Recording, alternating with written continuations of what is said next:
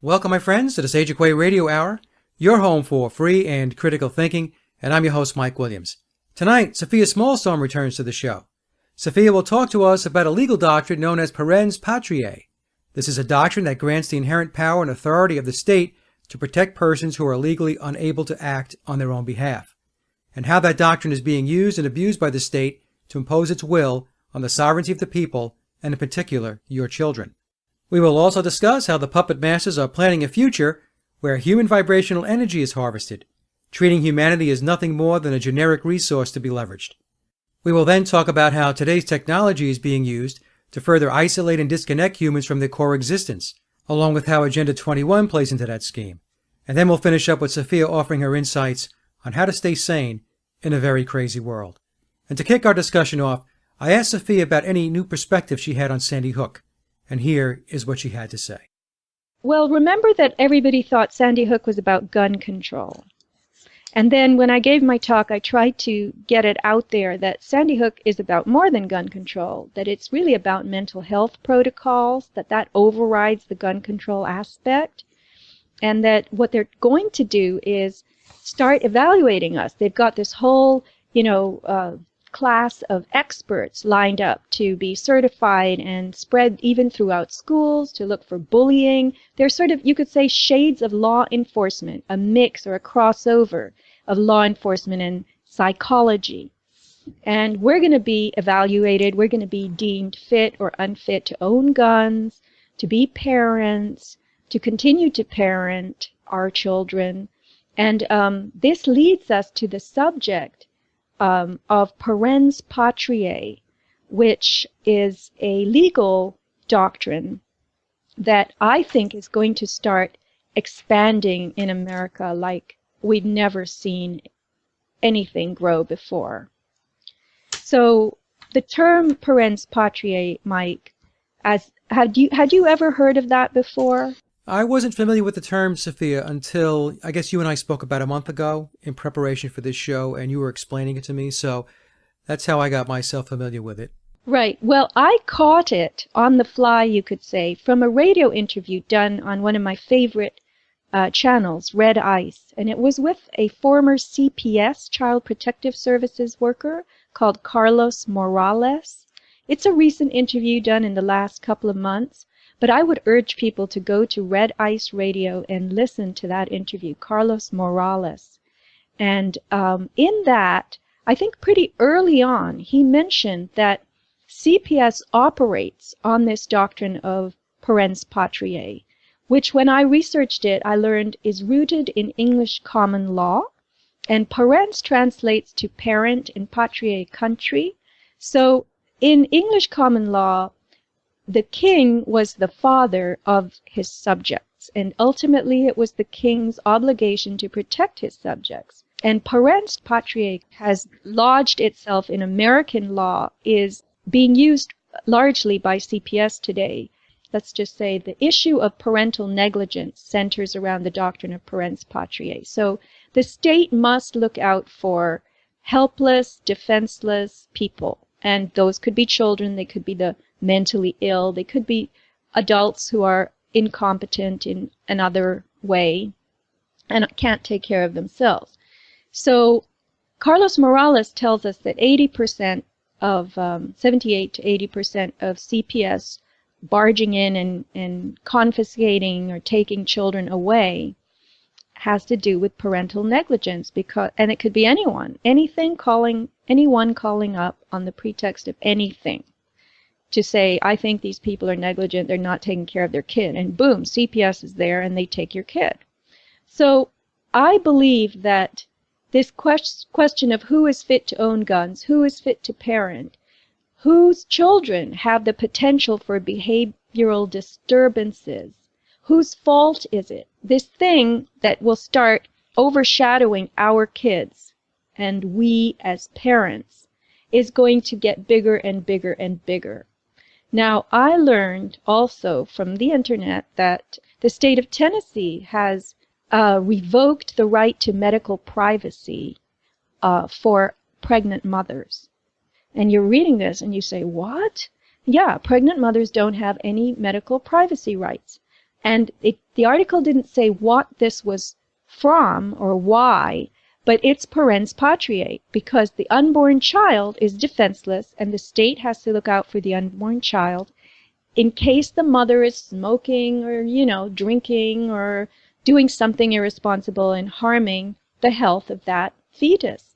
So here you see the state claiming jurisdiction over the unborn, our babies, just as CPS barges in and takes children who are already born and whom we think we own. But Morales says very clearly that the state owns our children. We don't have any claim to our children, and the state can get between us and our children anytime it wants to. There's a lot of researchers over time, Sophia, that have stated that, in fact, that, we are all essentially property.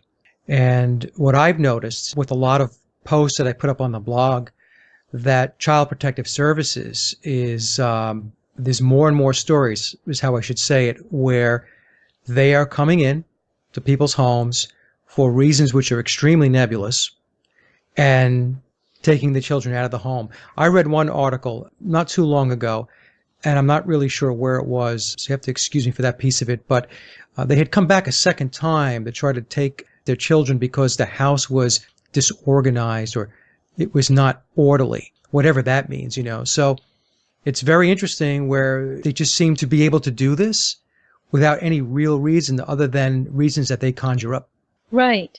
And the Dortch family case, which I would like to draw some attention to, Yes. That is the Parens Patriae case, ultimately. And I've been in communication with them, and I'm learning more and more developments, which are pretty, jaw-dropping. So someone told me this is a family that could be on any billboard. They're like the poster wonderful family in America. But they are experiencing, real harassment to the point that they're being destroyed financially, and their professions and everything, occupation, everything is at risk now because of this pursuit by the Murrieta Police Department and the courts of Murrieta, California, which is Riverside County. So I believe that someday, it was a very wise, witty friend of mine who made this comment, that they want us out of the way so they can get at the stuff in our bodies. And that relates to, Mike, our eggs and sperm. These are the subparts of life. And my hunch is that the state is going to try to lay claim to our eggs and our sperm. And in this regard, dominate us and invade us, to even greater extremes. And ultimately, it goes to our ability to create energy. So I came across an article that somebody sent me. There is some jewelry that's now been designed in Israel, and it is very scary to think about, but it looks like scorpions. It's very kind of pointy, and it has hooks on it, and these hooks go into your veins, and they use it's through nanowires, but they use the energy of your blood flow to run little wheels and whirring parts. So these would be wheels and whirring parts of the jewelry. But ultimately what they're doing is, through nanowires, they're converting movement to AC voltage. And this was done by Samsung experimentally. I referred to it in my second talk on chemtrails, which you can find under the title From Chemtrails to Pseudo-Life, Living in the Manhattan Project. And they have ways, these are being developed more and more, to turn the flapping of our clothes, the blinking of our eyes, the compression, separation rhythm of our feet on the ground or in our shoes. They have the capacity to turn that into voltage, which will run lithium batteries, which has the capacity in turn to operate gadgets. So I'm going to get into the subject of the human footprint here and Agenda 21. And you're welcome to make any comments you like. Well, the one question I had, just to make sure I get the audience to understand, Sophia, with these earrings that you were just talking about, they are not going through earring holes in the ear. They're going right into the veins. the They're not veins. even earrings. They're called Energy Addicts. You can Google it. The Energy Addicts Collection by Naomi Kizner, Kizhner. And these this is invasive gold jewelry with golden spikes at each end, which are inserted into the wearer's veins. And the blood flow turns these wheels and things that are part of the design of the jewelry. But my sense is that this jewelry will appeal to the people who are already covered with these reptilian tattoos, right? Because you look at the design of the jewelry and you go, wow, that looks like, it looks satanic, honestly. Yeah. And but this is all classified under the rubric of human energy harvesting, and it redefines the meaning of human resources. Okay, remember when they changed personnel to human resources? Right.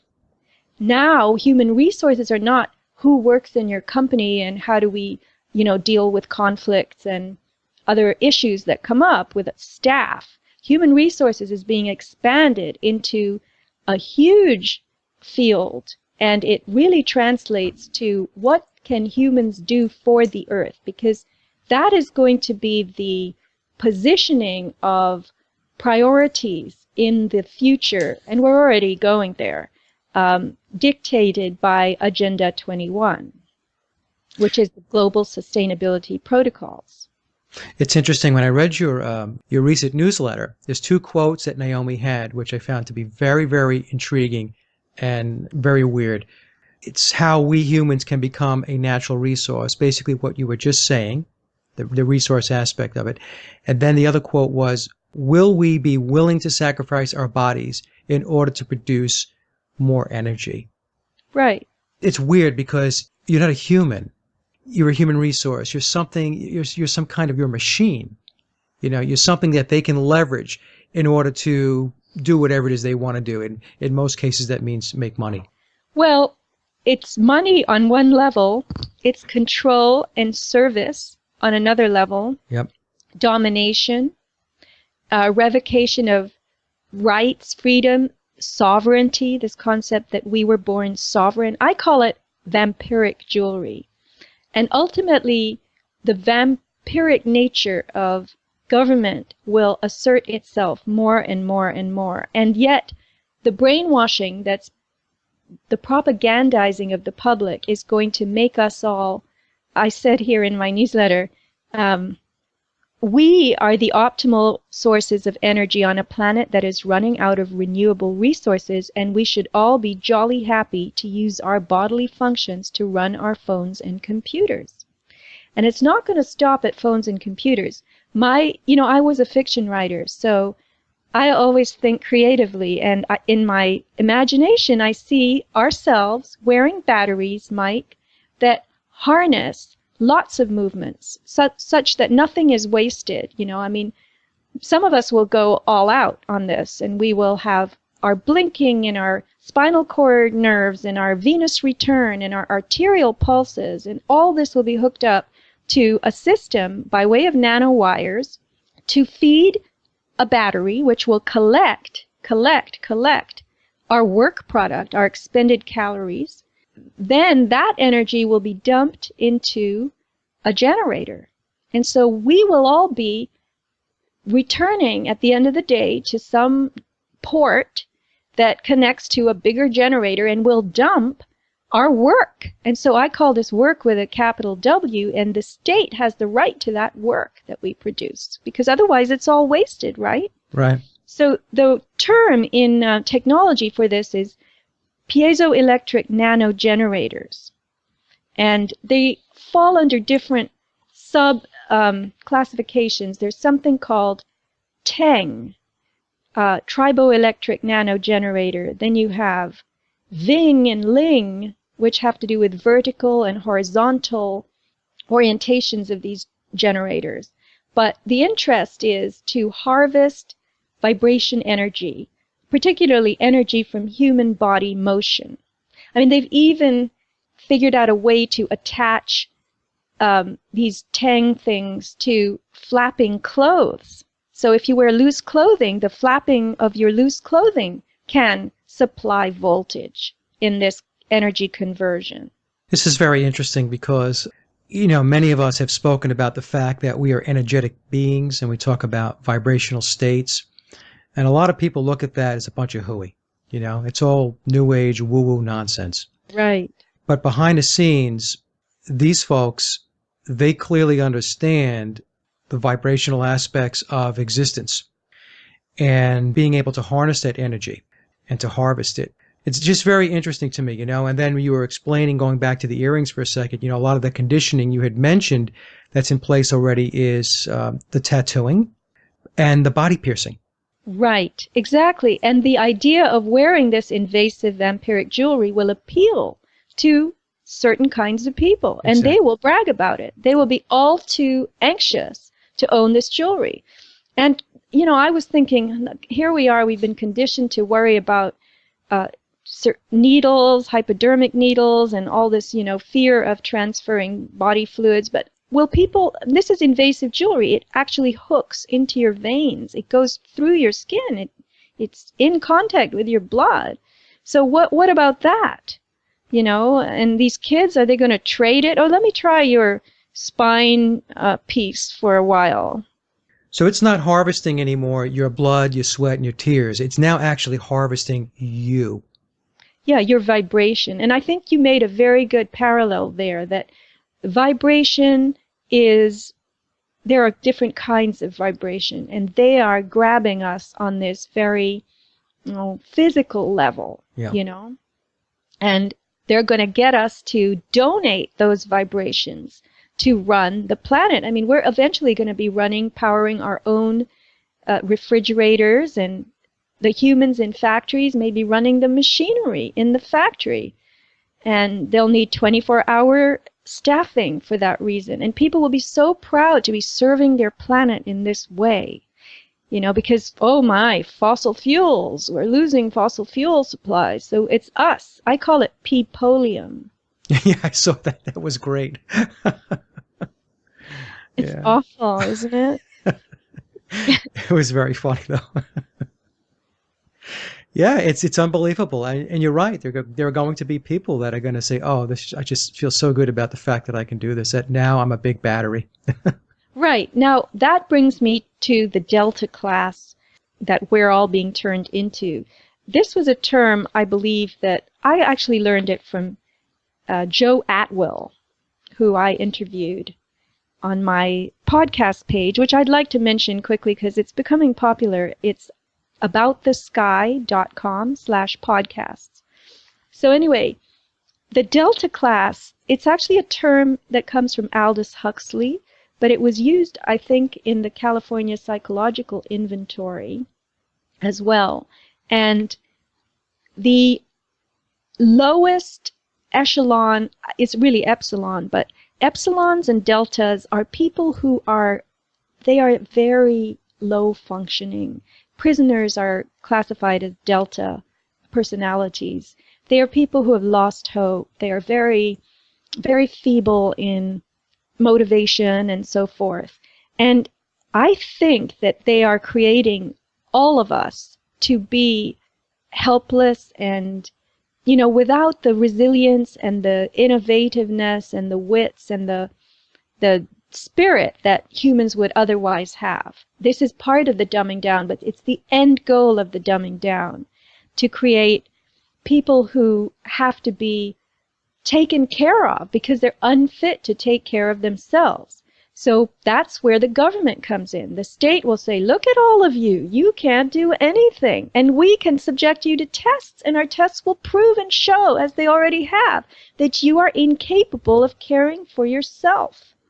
So that's how we'll become kind of swept up into facilities and care that we will construe ourselves as being, this is so wonderful. This is a godsend. We're so lucky that we have this.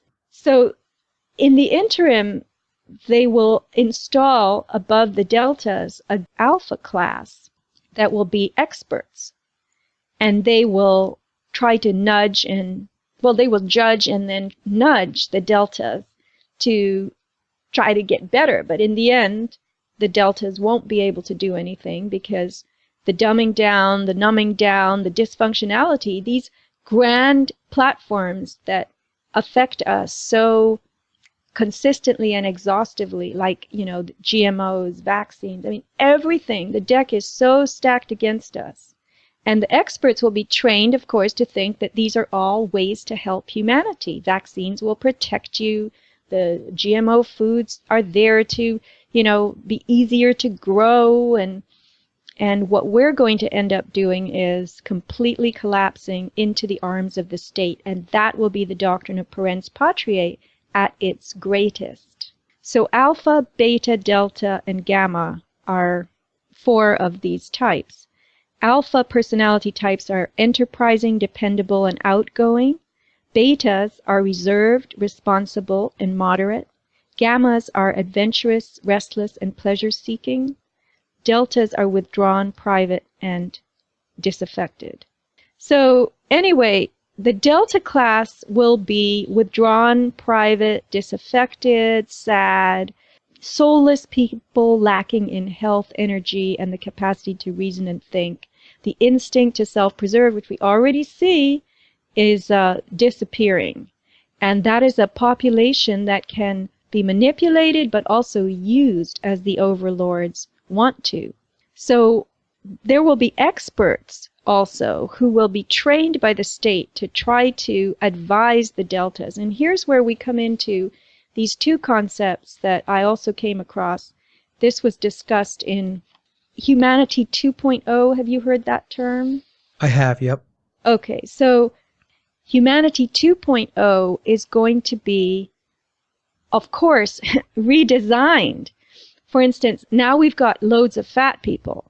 And this is another pretext on which CPS will come into your house and tell you, you're not a fit parent because you have a child, you have 3 children that are obese, and look at you guys, you're obese too. So we're going to take your kids and the state will feed them. So the fat people are the template for redesigning humans to be smaller. And this all comes under the concept and, into the field of human footprint. We're being advised to create the smallest footprint possible on the planet. And that means literally, they don't want fat people because fat people consume too much and they don't contribute enough. So they're actually redesigning genetically smaller humans. And in the days when we're all going to be sterile in the future and nobody's going to be able to conceive without artificial insemination, that's what I call state-assisted reproduction, then people will naturally want to have smaller offspring because that will be in line with the trend and the mandate, the state mandate. So there's a lot of stuff. It's Fuller and Lipinska who endorse this spectrum of choice making. So there you can be proactionary, and that means you take risks with health treatments and other things as you try to expand your life chances. So the wave of the future is going to be proactionary versus precautionary. And those will be the old fuddy-duddies who say, I'm not going to eat GMOs and I'm not going to do anything to my genetics. I'm not going to try to expand my life chances by technologies, right? Right.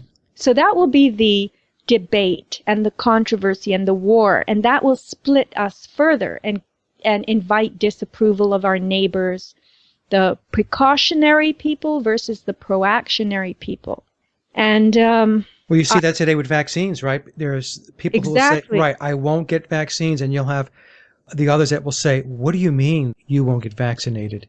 Exactly. Humanity 2.0 endorses the proactionary position and accepts that such a risk-taking culture may result in setbacks and failures, but that is simply par for the course. We have to be willing to experiment because we'll never be able to get out of the problems that we have now unless we do that, unless we allow technology to save us, right?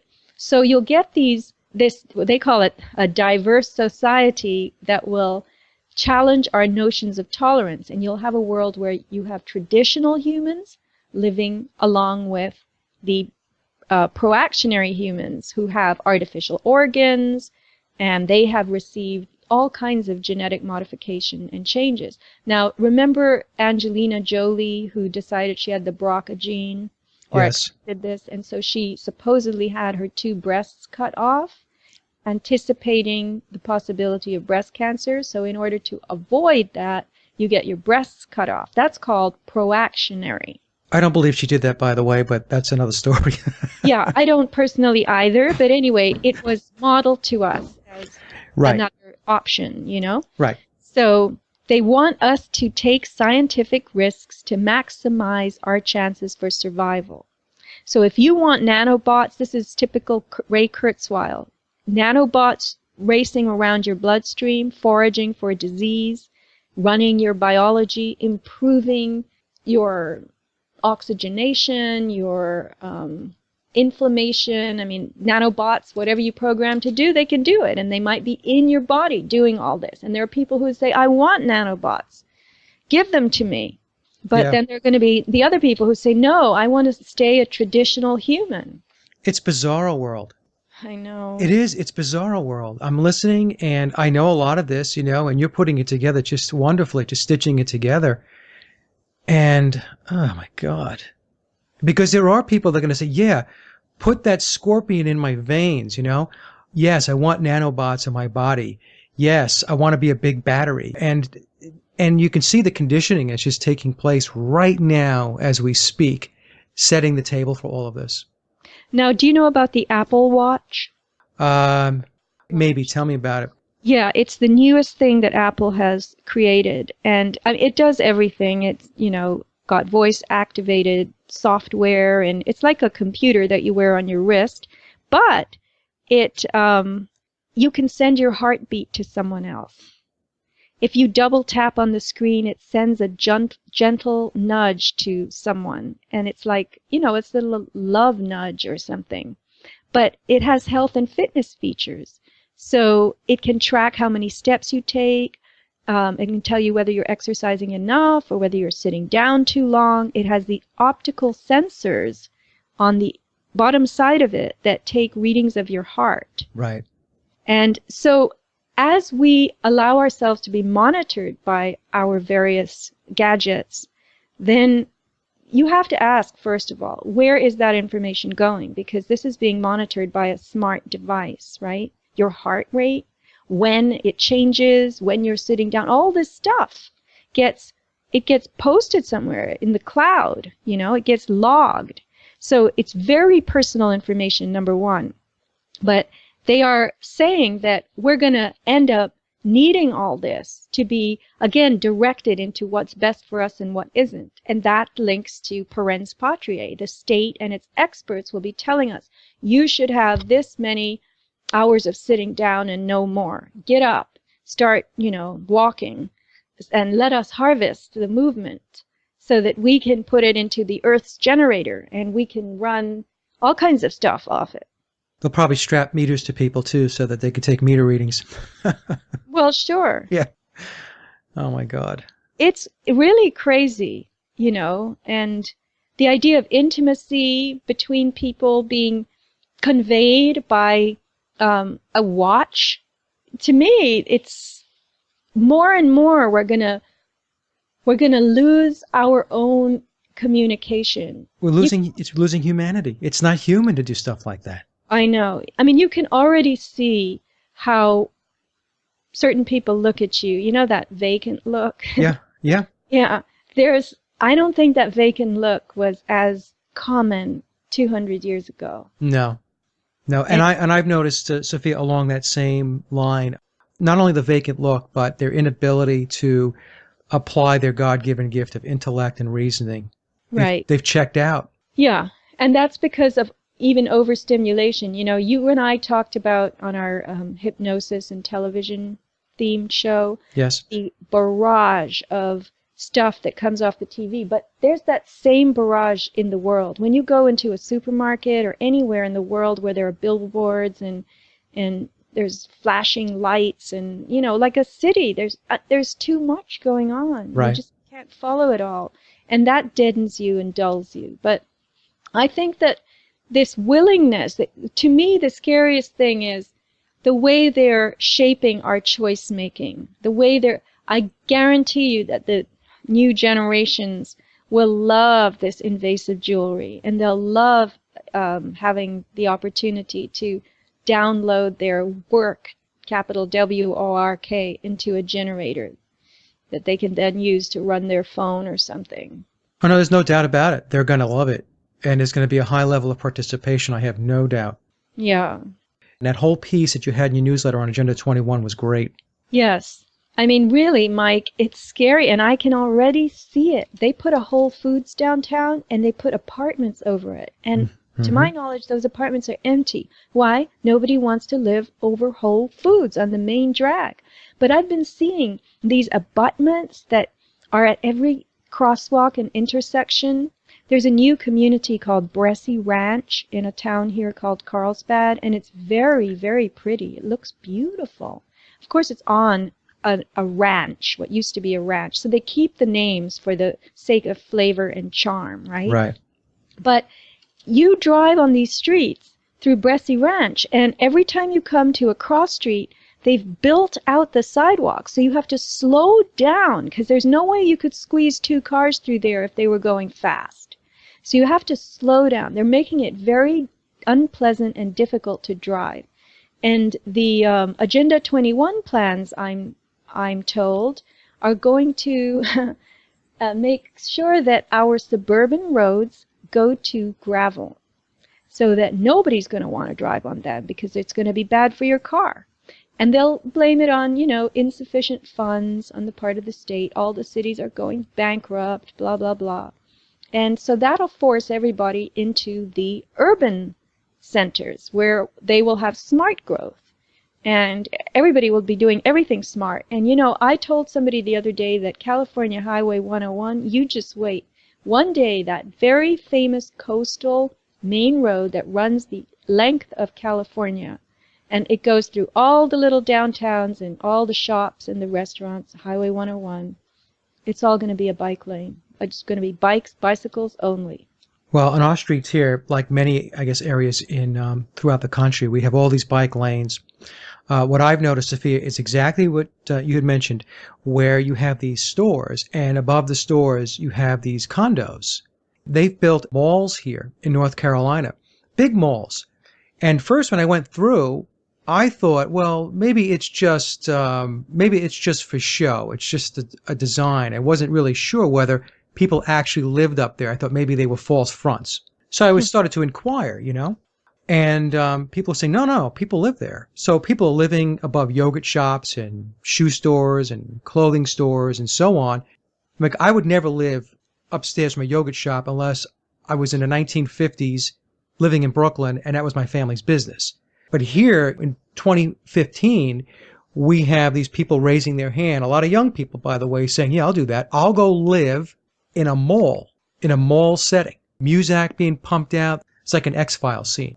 And we have these little strip malls down here where I live, and they're doing the exact same thing where they have these condos built upstairs from these shops. You know, I guess some people think it's great.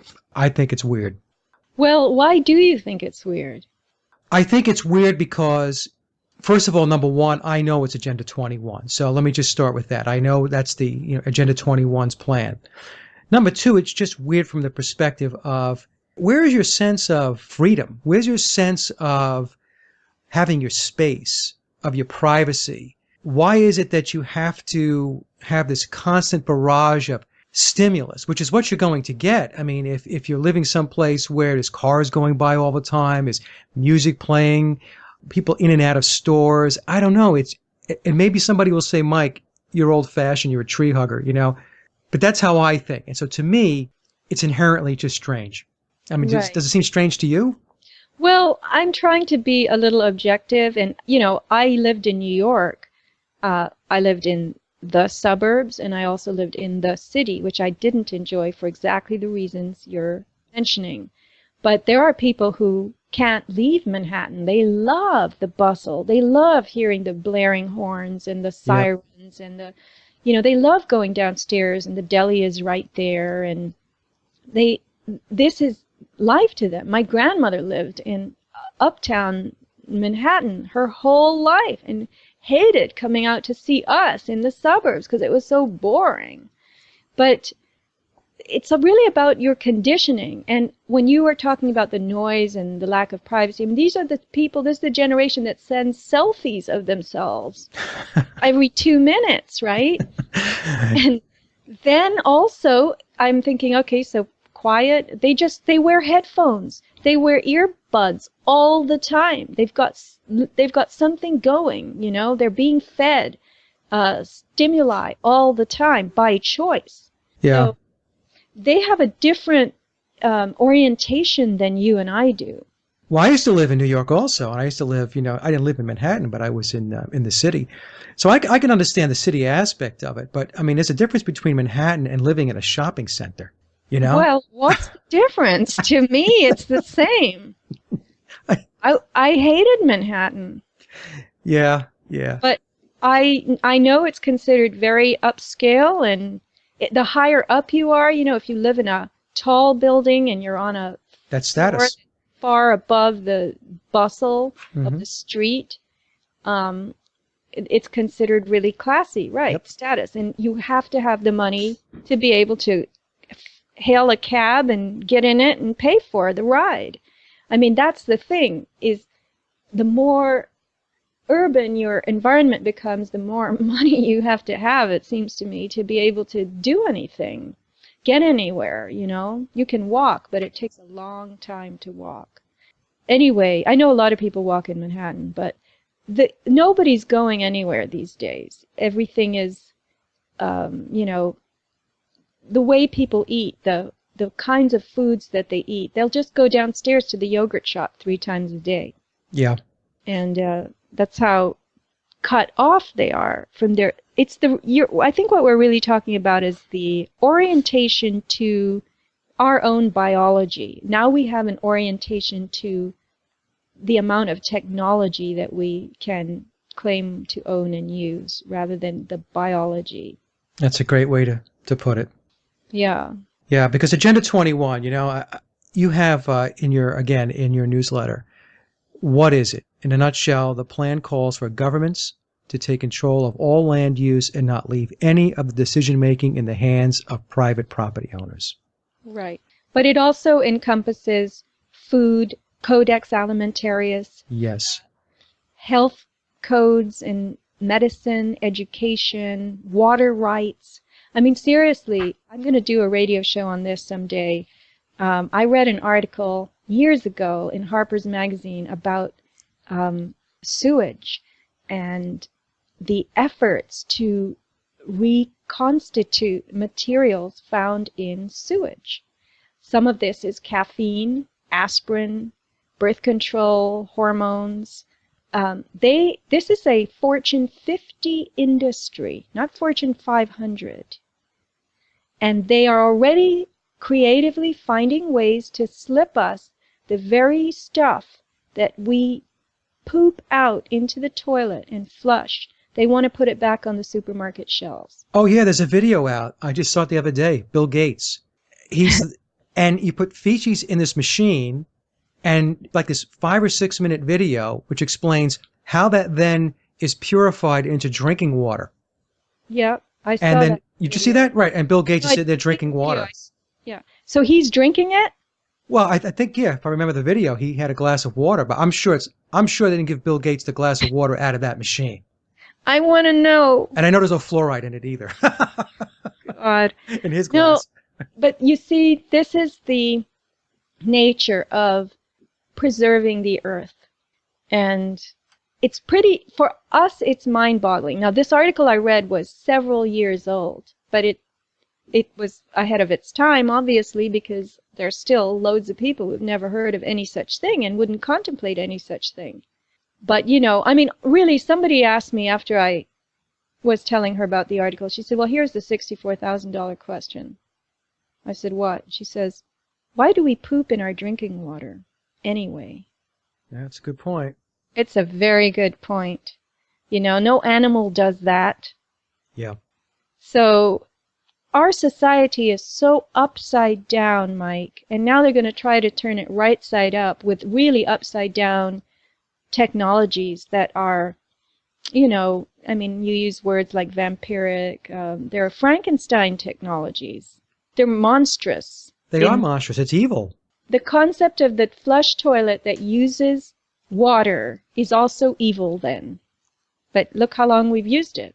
Well, I guess it's because, you know, and I know why it is, because you've been conditioned to believe, well, this is the technology that's available, and you don't think about it. That's the thing. You don't think about it, because you don't think about what happens after you leave the bathroom. You really don't. No. Right? You leave that up to somebody else has that part figured out. Right. And we are conditioned to believe that water cleans, which it does.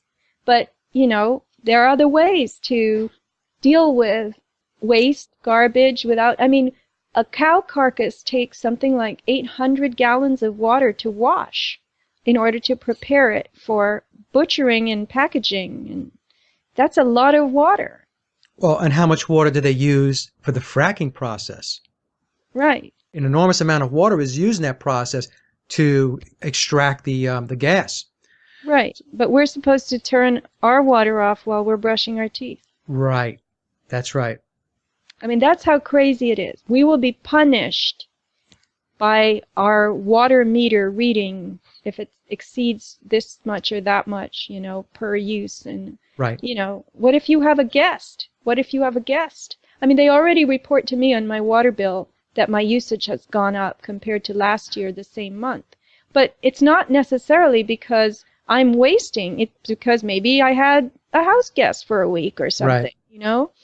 But anyway, these are ways I realize that, gosh, it's a very subtle way of reminding me that I've been bad, you know, and that I need to be better. Yes, to keep you on your toes. Keep me improving. Maybe they'll give us report cards too now, you know? Well, they will. I'm sure they will. And they will value the individuals who produce the most energy, you know, thanks to the Samsung technology whizzes, ways to convert our movement. Everybody will be wearing loose clothes that will flap and give them more points into the generator system than somebody else. Nobody will wear tight clothes anymore. God, this is so weird. This is just too weird. People will have the window open so that, you know, curtains blowing in the breeze, and then it'll be technologically created breeze. Yeah. I guess maybe our calories will be used to run, you know, something that creates wind. How will you chase down what's the source and what's real and what isn't real? I mean, there'll be all kinds of tricks and ways, you know, derivative schemes on our energy. Will be, again, securitized in some way. That work, I bet you anything, the way they did our mortgage. Absolutely that's going to happen.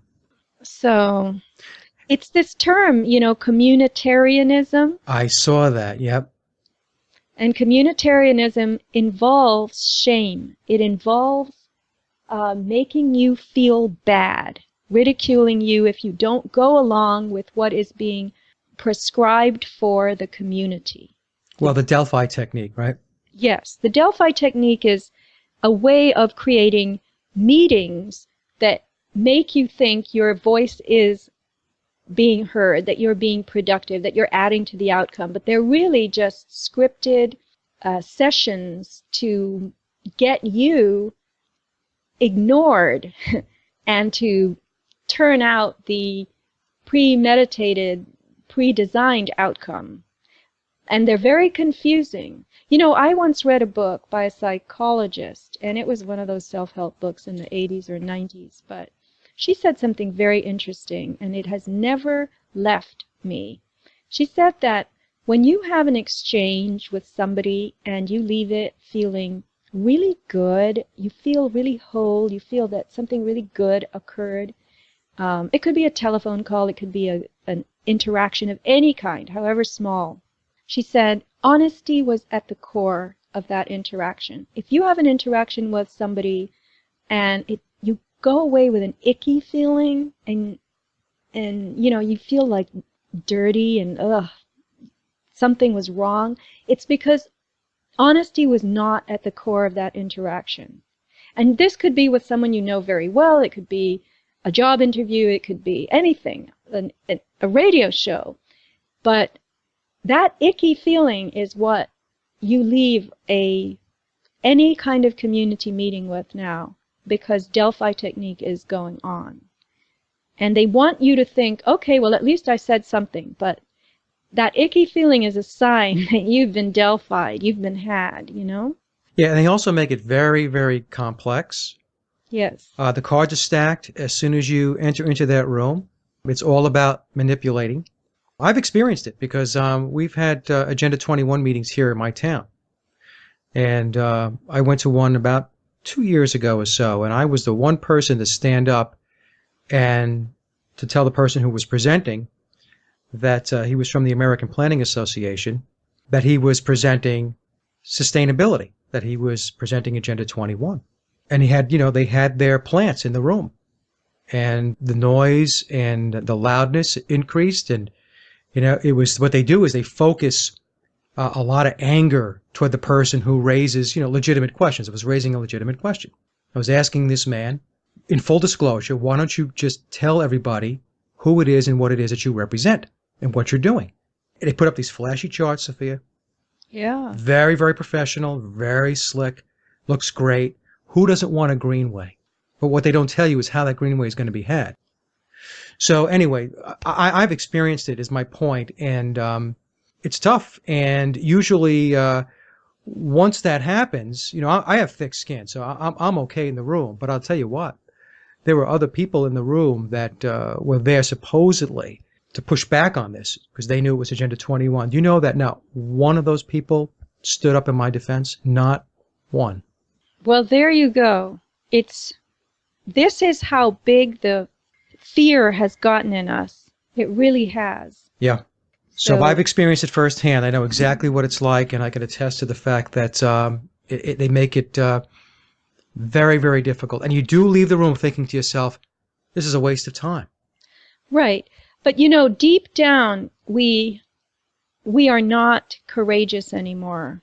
And we just don't even care. And the thing is, our lives are too short to see the ruin that's being planned for us in the name of improvement. And it's almost as though the lifespan, even though it overlaps and generations overlap other generations, the new generation seems to slide out of the old one, but not enough to understand how things used to be. And the old generations don't live long enough to care about how it's going to be. And so I don't know how they figured out this rate of unfolding, but it does really seem to work. It seems to be able to take hold just as they want it to. And I was going to say, these meetings employ people. They look for college graduates who have nothing to do, and they harness the efforts of those people into spreading the good word, and they get those people very, very thoroughly brainwashed too. Oh, that's exactly what they do. I have a question for you, though, because you asked me this question when I was on your show, so now it's your turn. Yeah. You've explained a lot of very, very bizarre, weird stuff that's going on, and it is going on. So are you optimistic?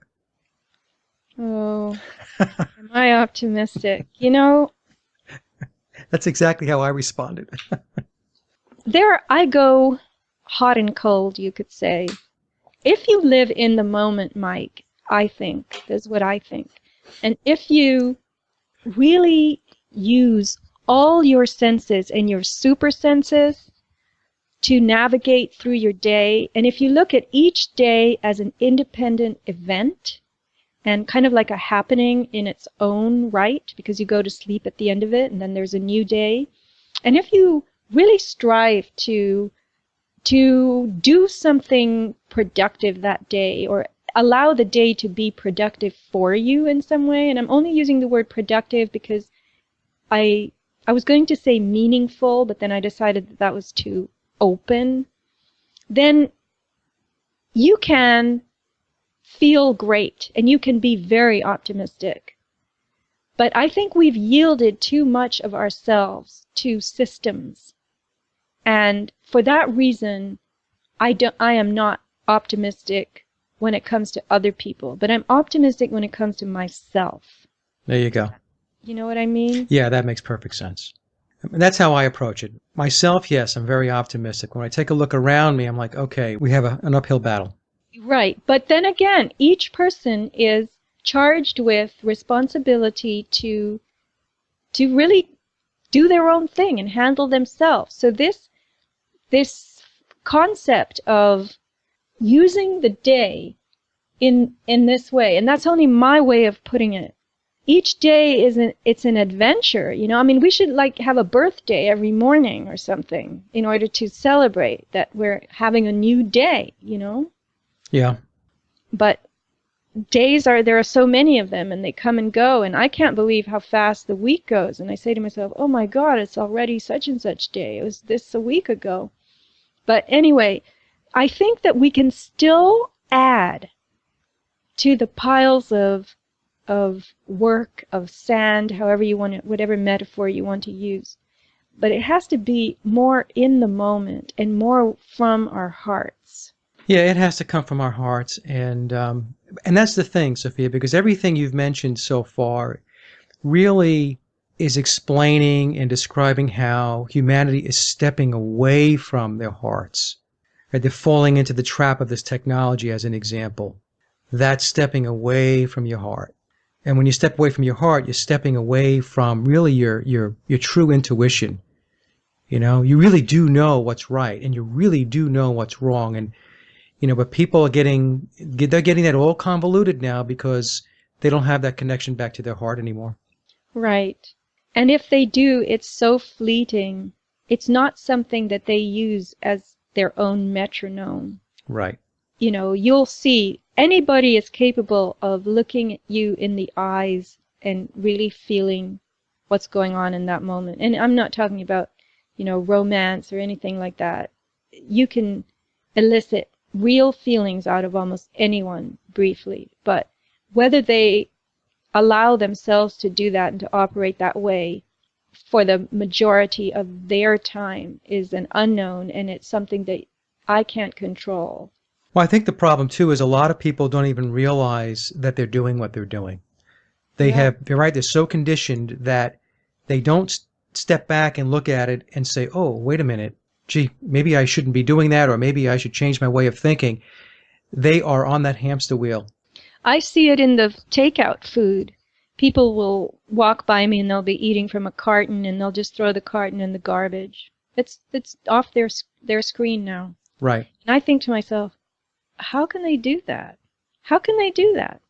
I wouldn't. If I even had to do that, eat out of a carton that I bought at some store, I would take the carton home and try to recycle it. But maybe I'm an idiot because these recycled things sit in these warehouses for years. So I'm told we're all fooled that it doesn't really get reused. It just sits in warehouses and they're on barges trying to find places to put it. Well, I remember probably around, let me see here, I've been where I'm at now in North Carolina for 20 years. I remember about 25 years ago or so, I was in New Jersey. And there was a big article that came out in a local newspaper. I think it was the Newark Star-Ledger or something. I forgot the name of the newspaper. But in any case, they had done an investigation back in the days when they were still doing investigative journalism. And these recycling companies, they were taking the stuff to the dump. They weren't recycling anything. They were taking the recyclables to the same place that the regular trash went to. Mike, I saw one of our trash trucks. You know, there's a Fortune 50 company that does our trash waste management. And it had a big, like a billboard thing on the side of it that said, "We provide habitat for so much wildlife." Started to laugh. I thought, wait a minute. There's nobody in their right mind that would associate your company, Trash, with Habitat for Wildlife. But they're talking about landfills that they then, decorate with green stuff. And Yeah. it's horrible. And in the meantime, all this stuff oozes out onto the wildlife's paws, Yeah, and methane. God, It's just lovely. it's just Let's build a house crazy. there, honey. Oh my God. Oh my God. So, Sophia, is there anything else that No, I you want to wanted to go live enlighten us with? in a wildlife area with trash under it. Oh my God. Maybe that's a good place to wrap it up, huh? All right. And your website. Yes, I want to draw people's attention to my little store also, avatarproducts.com, AVATAR, Avatar Products, because I have things there that really can make a difference. And I've been taking iodine. I've been using this fantastic magnesium cream that I sell that's made by a biochemist in Colorado who's absolutely a great guy. And then the G Seat that helps you if you sit at your computer. I mean, I'm not trying to sell stuff. I'm trying to share what has really worked for me. So I want to mention that, and then I want to mention aboutthesky.com. But the newsletter page and the podcast page, those are the pages that I really keep active now. And I've been sending you a few newsletters, Mike, and it's really by subscription, but I'm putting up free copies of past issues that I think were sort of central to my evolution.